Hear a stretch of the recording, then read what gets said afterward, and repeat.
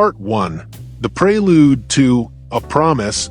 The final night felt suspended in amber, warm and deceptively peaceful.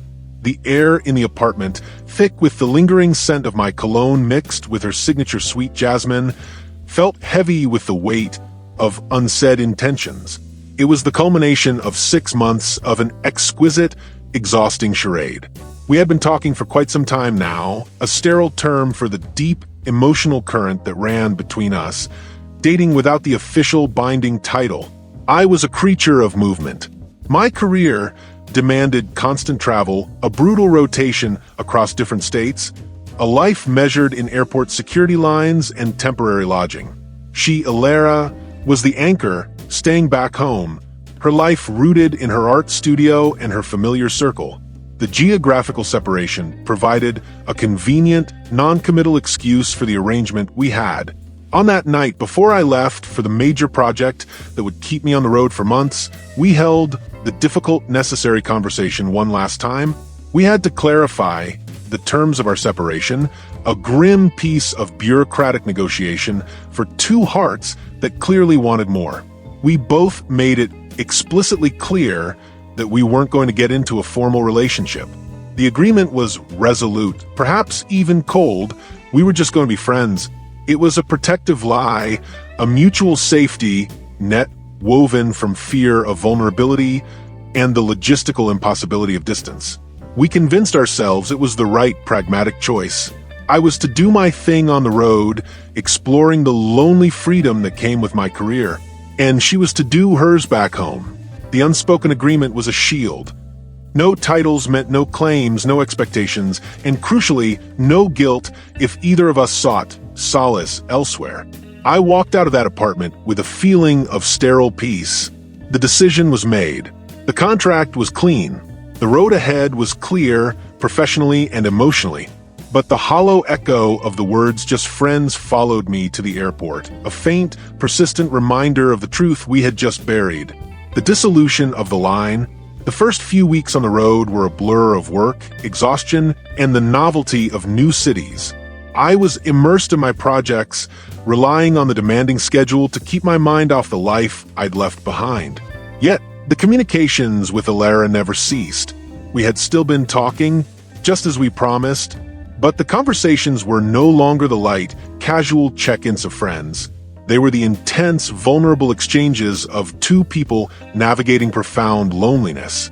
My work challenges became her late-night worries. Her minor artistic breakthroughs became the highlight of my long, solitary evenings. We found ourselves sharing things with each other that we dared not share with anyone else. The digital distance only seemed to amplify the emotional intimacy. I realized then that distance doesn't kill intimacy. It only separates the physical. The lines we had so carefully drawn began to fade under the pressure of continuous, genuine connection. We were doing the work of a couple, the emotional heavy lifting, the mutual support, the deeply personal planning, all while clinging to the outdated title of friends. After 3 months, the nature of our exchange shifted again.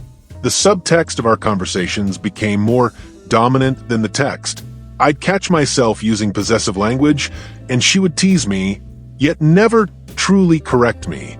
We started talking about the future not as two separate entities, but as an us. The 6-month gap between us was not a barrier, it was a promise. She started dropping hints, subtle at first, then more direct, about finally settling down. She was tired of the ambiguity, the vagueness of our relationship status. She wanted stability, a fixed point of light in her future, and that fixed point was me. We talked about it long and thoughtfully, the way people talk about life-altering decisions. The casual, non-committal air was gone, replaced by the giddy, nervous excitement of commitment. We were building a new reality, one conversation at a time. The road was still under my feet, but my heart was fixed firmly back home. The official beginning. Finally, the project rotation brought me home. I was scheduled for a week's break before the next round of travel began. This was it, the moment the abstract promises would become concrete reality. The moment I walked through the door, the decision was sealed. We didn't need another long, drawn-out conversation. We simply were. During that precious week, we finally became official. It was more than a title change, it was a shift in our entire emotional atmosphere. Coming home was wonderful. Everything felt amplified. Our connection, our chemistry was greater than ever before. It was a celebration of a relationship long deserved. She made it public, posting my picture on her social media, treating the world to the news like we had been an item for a long time. It was a definitive public flag planting. All was perfectly well. I was completely at ease, wrapped in the warmth of her presence, certain of her commitment, and certain that the past, with its ambiguous rules and lonely freedoms, was dead and buried. We spent the week affirming our new status, laying down the first solid bricks of our shared future. The trust was absolute. The faith was complete. I was leaving again in a few days, but this time, the separation would be anchored by an absolute, official, unshakable promise. I went back on the road a few days later, my heart buoyant, my focus razor sharp. I had a partner waiting, a home to return to, a future to build. I was confident that nothing could touch us now, but I was catastrophically wrong. The intrusion of the past. A week into my new rotation, I was in a sterile hotel room, reviewing some reports. My phone buzzed with a notification, a friend request on Snapchat. I absent-mindedly accepted the user, a guy I didn't recognize. Immediately, a message dropped in. It was a cold, casual, sickening intrusion. To my surprise, the guy informed me that he had been with Alara the night before I came home. The words were like a shard of ice shoved into my chest. The timing was everything. The night before I came home. The night before we officially became a couple. The night before she posted me to her social media. My first visceral reaction was blinding, protective rage, infidelity. But the professional, analytical part of my brain immediately began to audit the timeline. The official relationship, with all its binding rules, began when I arrived on Thursday. The encounter, according to this stranger, happened on Wednesday. The cold, hard truth set in. It wasn't a huge deal to me because we weren't official yet. Technically, legally, contractually, she wasn't wrong. The old, flawed agreement. We were just friends. Do your thing provided a narrow, flimsy shield for her action. She had used the last, final hour of her freedom to have one last fling before walking into the commitment with me. Yet, the timing was horrifying. The act was too close, too proximate to the birth of our new relationship. It was a secret kept less than 24 hours before she swore her commitment. It felt like she had dragged the ghost of her past into our future, all while smiling brightly and posting me on her profile. I needed proof. The stranger provided it, a dim, grainy picture of himself in her apartment, the background details unmistakable, undeniable. The problem was no longer the act itself. The problem was the secret and the inevitability of the lie that would follow. And I knew, with a heavy, certain dread, that she would lie. The lie, I would soon discover, would be the true betrayal. Part 2, the birth of the lie, the chilling certainty that she would lie settled over me like a shroud. The technical loophole of the just friends pact offered her legal innocence, but it was clear that she felt the moral guilt. Why else would the guy feel compelled to contact me, a near stranger, unless he sensed the sudden, seismic shift in her availability? He was a casualty of her transition, and I was the next victim of her fear. I had to confront her, but I knew I couldn't do it blindly. I was a man of logic and procedure. I took a few minutes to compose myself, locking the storm of fury and hurt deep inside. I needed data. I needed control. I contacted the guy again, asking for further clarification, drawing out every last detail. The time, the conversation, the simple, casual nature of their hookup. He was forthcoming, seemingly without malice, just a guy clarifying a confusing situation after seeing her social media post. He even provided a grainy close-up shot of her cat, the one she always complained slept on her pillow, an undeniable piece of domestic proof. The evidence was collected. The prosecution was ready. I finally called her. The moment she answered, Her voice was light, cheerful, filled with the warmth of a secured commitment. That forced cheerfulness, masking the secret less than a week old, sent a fresh wave of nausea through me. I cut to the chase, my voice dangerously calm, stripped of all emotion. I asked her directly about the guy, using his name and the specific date, the night before I arrived home. The ensuing silence on the line was thick and suffocating, a vacuum of sound where her easy banter used to be. I could almost hear the rapid calculation in her mind, the frantic scramble to build a defensive wall. When she finally spoke, it wasn't a confession or even a moment of confusion. It was an immediate, calculated deflection. She sighed theatrically, portraying a woman annoyed by baseless drama. She acknowledged the guy, minimized him as irrelevant, and then, without a beat of hesitation, she manufactured the core of the lie.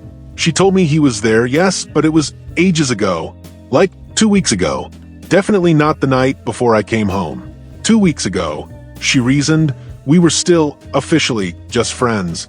It was a nothing thing, irrelevant to our current status. That was the pivotal moment, the true act of betrayal. Not the sex, not the timing, but the instinctive lie. Her lie was meticulously chosen. 2 weeks prior was strategically safe. It placed the indiscretion in the distant, permissible past, far from the sacred ground of our new, official status. It was a clear attempt to control my perception of events, to manage my potential hurt. By lying about the date, she was essentially saying, I don't trust you to handle my truth, so I must create a manageable, palatable version of it for you. I listened to her weave the fabrication, the sound of her voice smooth, almost convincing, and felt a cold fury settle in my stomach. The sickness had begun. It was the disease of profound distrust. I realized that the real problem wasn't a one-time error in judgment. It was her default setting when faced with difficulty. I didn't argue. I didn't correct her. I simply ended the call without a goodbye. I needed the final, undeniable blow. I took the comprehensive file I had compiled, the photos, the guy's explicit statements, and most damningly the visible date and time stamps on the evidence, and packaged it all into a single message. I sent it to her. The phone rang almost immediately, but I let it ring. I wanted her to see the evidence first, to sit with the crushing weight of her proven dishonesty before she could craft a new lie. When I finally answered the second call, her voice was no longer breezy or defensive. It was a fragile, terrified whisper. I heard the crack in her composure, the sound of her carefully constructed world collapsing. I didn't allow her to speak first. I delivered my sentence with the cold finality of a judge. I cited the date stamp, the photographic proof, and demanded the absolute raw truth. The floodgates opened. She was sobbing, the torrent of tears and frantic apologies spilling out.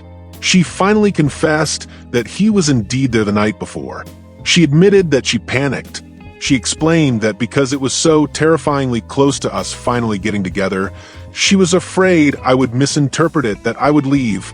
She repeated the mantra of a caught liar. You are a great guy. I don't want to lose you. Her fear was palpable, but her explanation was a mirror of her selfishness. She didn't lie to save my feelings. She lied to save her place in my life. The conversation that ensued lasted for hours, a marathon of pain and exhaustion. I pushed relentlessly for the why. Why was deception her first choice? I wanted to understand the psychological root of her actions because the surface explanation, fear of loss, was not enough. In the depths of her guilt and shame, she broke down completely. Under the immense pressure of the major lie, she cracked open the door to her other deceptions. She confessed to 2 other minor lies she had already told me months ago. One was about her financial situation. She had lied about a credit card balance to avoid looking irresponsible. The other was about her art. She had claimed she sold a piece to a prestigious gallery when it was only a private collector. Alone, these were minor, almost silly deceptions, but together, strung along with the massive lie about the other man, they formed a deeply troubling pattern. It wasn't about the severity of the falsehood. It was about the instinct to choose deceit over vulnerability. It was the horrifying realization that when her character was challenged, her automatic reflex was to conceal the flaw. I was left completely hollowed out.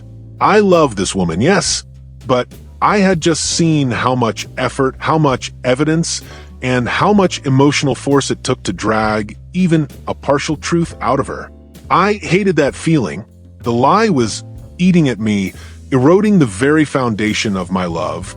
It wasn't the technical infidelity that threatened us, it was the psychological one. I was no longer confident in her loyalty because I was no longer confident in her truth. And as a man of the road, truth was the only currency I could rely on. Part 3. The scars of distrust. The cold light of dawn, filtering through the hotel room blinds, brought no clarity, only the raw, agonizing realization of the damage. I had not been cheated on in the technical sense, but I had been fundamentally betrayed. The contract of friendship had protected her from the label of infidelity, but the instinct to lie had ripped apart the trust that was supposed to define our commitment. Lying in the sterile silence, my mind was a screaming siren of doubt. The initial rage had subsided, leaving behind a cold, analytical dread. The problem was the blueprint her lie provided for the future. I was a man who lived 1,000 miles away for weeks at a time. Our relationship, by necessity, was built entirely on blind faith and the honor system. And she had just demonstrated under duress that her honor system was compromised. If she could look me in the eye, post me on social media as her official partner, and carry the memory of another man's touch from less than 24 hours earlier, what else was she capable of hiding? If she could immediately construct a complex lie about the timeline of the hookup, what would she do when faced with a real, persistent temptation on the road? I thought back to the minor lies she confessed under pressure, the financial deception, the exaggerated art sale. They seemed small and silly on their own, perhaps born of insecurity or a desire to impress. But when stitched together with a major deception, they created a deeply disturbing psychological profile. Ilara's first reflex, when vulnerable or exposed, was to shield herself with a falsehood. The pattern was more damning than the incident. I called my closest friend, Marcus, seeking a voice of external reason. I laid out the whole agonizing saga, the technically clean slate, the massive, immediate lie, the forensic evidence required to extract the truth. Marcus, ever the pragmatist, immediately zeroed in on the core issue. He urged me to stop focusing on the technicality of the timeline. She had lied to me. The fact that I needed screenshots and timestamps just to get a half-truth out of the woman who claimed to love me was a catastrophic sign. He argued that she loved me, yes, but she clearly loved her secrets and her ability to manage my perception of her more. His words resonated with a painful truth. I genuinely believed she loved me. I believed her when she said I was a great guy and she didn't want to lose me. But the crucial flaw was this: love does not automatically guarantee loyalty from a person whose ingrained response to pressure is deception. When I packed my bags for the next rotation, that doubt would be the heaviest item in my luggage. We spent the next few days engaged in a continuous, grueling conversation. It was a cycle of her tearful, desperate apologies and my weary, probing questions. She swore she was changing. She promised she would be the woman I deserved. She offered solutions, nightly check-ins, pictures of her whereabouts, total transparency. But her offers felt like surveillance protocols, not genuine relationship building. I told her that I didn't want to be her cop, monitoring her whereabouts from 1,000 miles away. That wasn't a relationship, it was a prison sentence for both of us. I explained that I didn't need her to change her habits. I needed her to change her instincts. And that was a deep, fundamental shift that couldn't be achieved with a promise or a single conversation. I knew I couldn't simply walk away. The love was too real, the bond too powerful. But I could not ignore the raw truth. I made a monumental, painful decision. I told her that the consequence of this lie wasn't a simple absolution. We would remain official. I would honor the future we planned. But the trust, the core currency of our long-distance life, was set to zero. She didn't just get it back with an apology. She had to re-earn it every single day, with months of painful, perfect honesty. Every minor detail, every inconvenience, every uncomfortable truth had to be laid bare. It was an impossible demand, an emotional marathon. She would have to fight her own nature, her own fear of judgment, to build a completely new foundation of trust. I needed to see her choose the hard truth over the easy lie again and again, until it became her new instinct. She agreed, hope flashing desperately in her eyes. She promised to be perfect, to never lie again, to work tirelessly to earn back my faith. I hung up the phone feeling profoundly exhausted, but with a flicker of resolve. I had given her a chance, not just for my sake, but for her own. The long, silent road to redemption had begun. The outcome was uncertain, but the terms of engagement were finally honest. I was heading back to my transient life, but now I was also heading into an emotional surveillance operation, praying that her love would be stronger than her ingrained habit of deceit. Part 4. The long road to redemption. The 6 months that followed the great lie were the most emotionally arduous period of our relationship. It was a prolonged, excruciating test of Alara's character and a relentless trial of my own capacity for forgiveness. I was back in the cycle of travel, new cities, new clients, new projects, but my focus was constantly split, half on my work, half on the fragile emotional architecture I was trying to rebuild back home. Our relationship transformed into something resembling an anxious, hypervigilant routine. Alara kept her promise with a desperate, painful diligence. She called every night, never missing a scheduled check-in.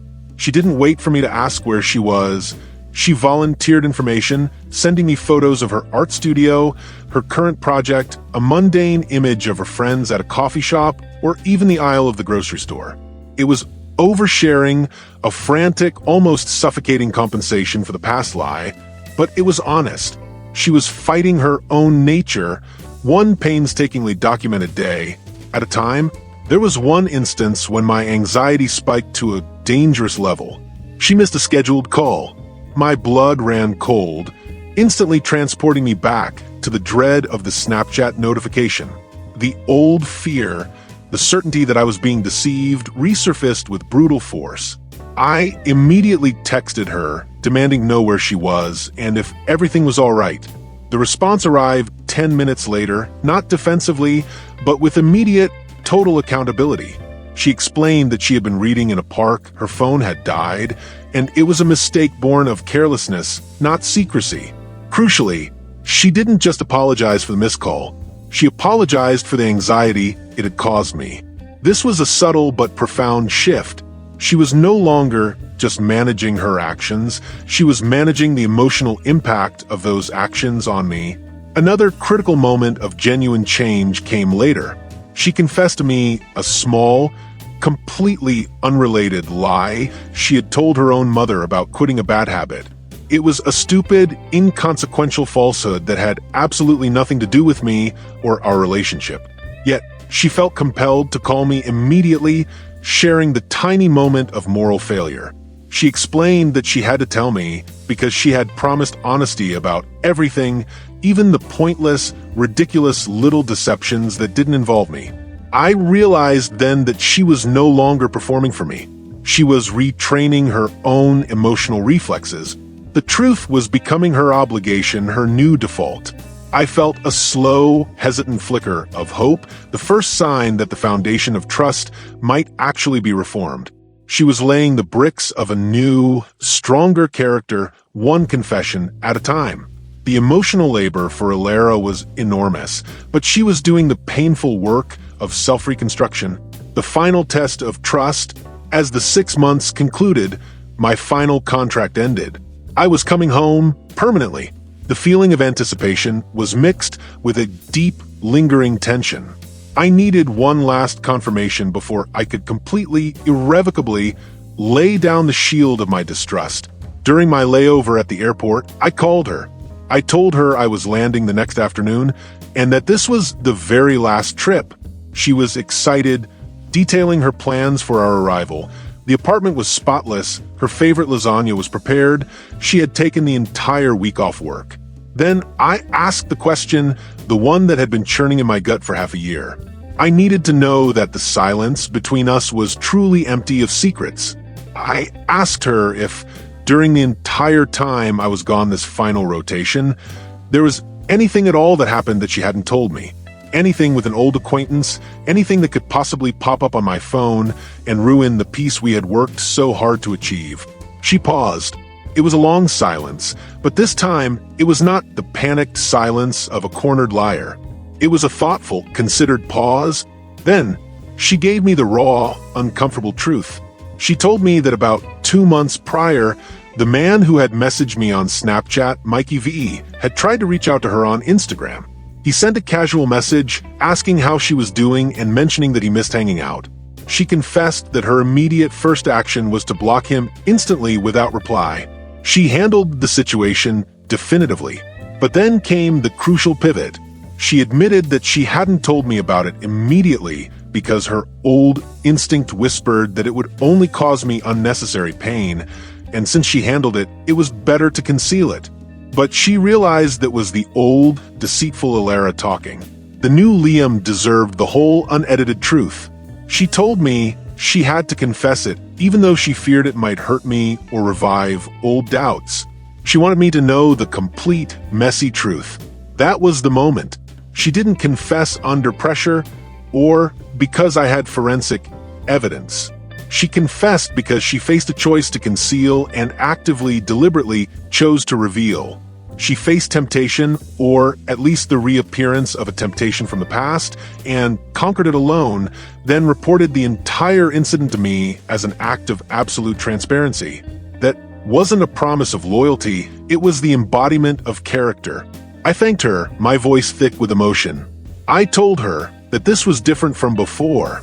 Before, the lie was her protection. Now, the truth was her commitment. I told her I finally trusted her. Completely. The new beginning. I landed the next day. I walked into the apartment.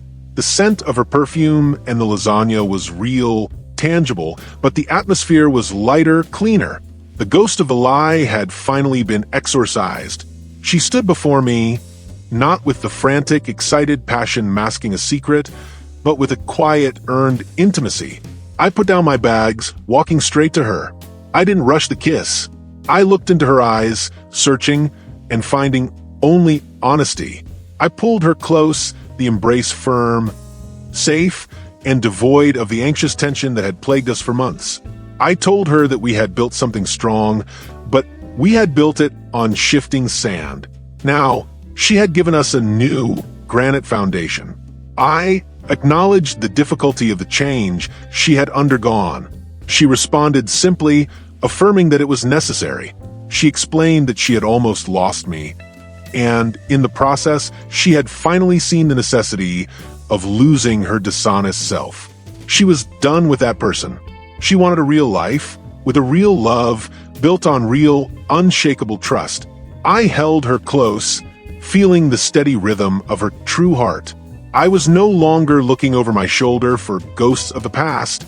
The villain of our story was not the casual stranger, but the ingrained habit of deceit. And for Alara, that habit was finally beautifully broken. We were home, together, and for the first time since that terrible Snapchat notification, we were truly, completely at peace.